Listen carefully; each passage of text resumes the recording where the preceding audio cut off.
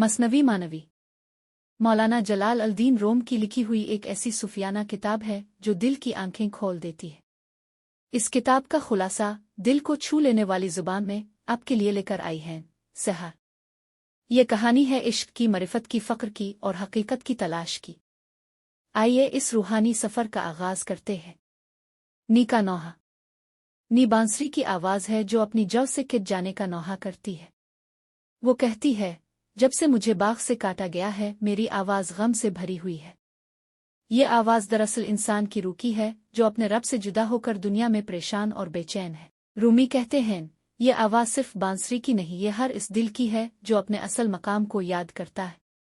बादशाह और कनीज़। एक बादशाह एक खूबसूरत कनीज़ से इश्क करता है, लेकिन वो कनीज़ एक दिन बीमार हो जाती है। बादशाह हकीमों से दवा कराता है लेकिन कुछ फ़ायदा नहीं होता।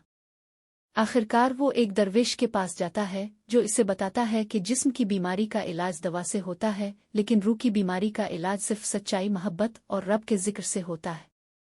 ये कहानी हमें सिखाती है कि दुनिया की चीज़ें हमारी रूह की भूख को नहीं मिटा सकती, इसके लिए सिर्फ इश्क हकीकी चाहिए। हिर्स और सखावत। रूमी कहते हैं कि हिर्स एक ऐसी आग है जो जितना मिले इतना और मांगती है।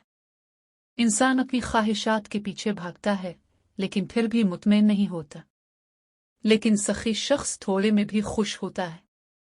सखावत सिर्फ दौलत देने का नाम नहीं, ये दिल की कैफियत है।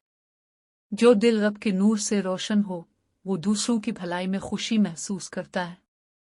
रूमी कहते हैं, जब दिल की ज़मीन में मोहब्बत का बीज बोया जाए तो सखावत का दरख्त उगता है। अंधेरे में हाथी।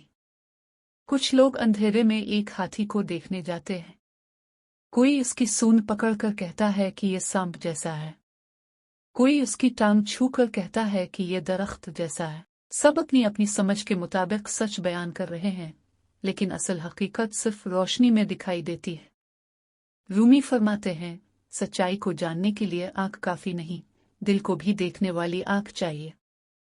यह तमसील बताती है कि बगैर रूहानी इल्म के इंसान सच्चाई का सिर्फ एक पहलू देखता है, मुकम्मल हकीकत नहीं। परवाना और शमा। परवाना शमा की रोशनी में खींचकर अपनी जान दे देता है। ये इश्क की इंतहा है। ऐसा आशिक जो अपनी ज़ात, अपनी ख्वाहिशात, अपनी दिमाग को फना कर दे ताकि सिर्फ महबूब बाकी रह जाए।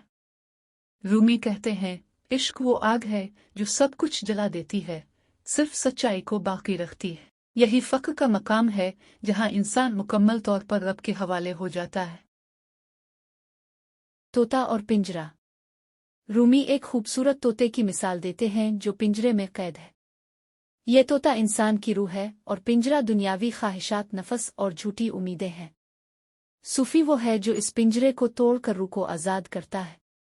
वो फरमाते हैं, जो दुनिया के पिंजरों से निकल आया वही उड़ान जानता है। गधा और शेर की खाल। एक गधा शेर की खाल ओढ़ लेता है ताकि लोग इससे डरे, लेकिन जब वो आवाज़ निकालता है तो हकीकत सामने आ जाती है।